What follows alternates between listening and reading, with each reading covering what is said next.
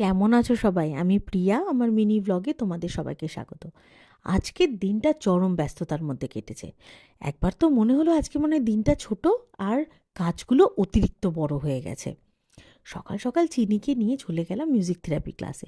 দুটো বাস চেঞ্জ করে যেতে হয়। অসম্ভব ঠান্ডা পড়েছিল আজকে।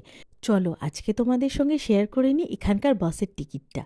এইটা হলো ডে রাইডার টিকিট। এই একটা টিকিট নিয়ে তুমি একদিনে যেখানে ইচ্ছা সেখানে যেতে পারো। যতবার ইচ্ছা ততবার তুমি বাসে চড়তে পারো, অবশ্যই কেমব্রিজের মধ্যে। এই একটা টিকিটের কস্ট 6 পাউন্ড। ইন্ডিয়ান কারেন্সিতে 600 টাকার ওপরে তো হবেই। আজকে অনেক সবজি বাজার করেছি। আমাদের এদিকে টেস্কোতে কোঅপে কিচ্ছু সবজি পাওয়া যাচ্ছে না। আজকে অ্যাজডা গেছিলাম। ওইখানে গিয়ে মাছ সবজি প্রচুর জিনিসপত্র কিনে এনেছি। খুব মজা লাগছিল, অনেক দিন বাদে অনেক সবজি পেয়ে। আমরা আবার একটু সবজি খেতে খুব ভালোবাসি। আর এনেছিলাম কেক তৈরি করার জন্য একটু চকো চিপস, নাটস, এই সমস্ত জিনিসপত্র। তারপর তাড়াতাড়ি করে রান্নাটা করে নিলাম। বেশি কিছু রান্না করিনি, ডাল, ভেন্ডি আলু ভাজা, আর এখানে একটা কেল শাক পাওয়া যায় সেটা ভাজা, আর একটুখানি স্যালাড, ব্যাস।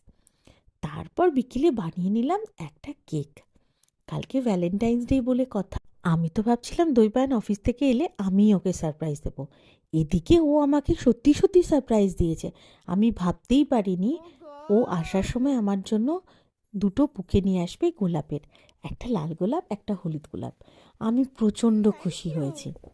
আজ সকালে ফ্লাওয়ার ভাসের শুকনো ফুলগুলো দেখে মনটা একটু খারাপই ছিল। কি করে জানলো কে জানে। মনটা কিন্তু খুব খুশি হয়ে গেছে আমার।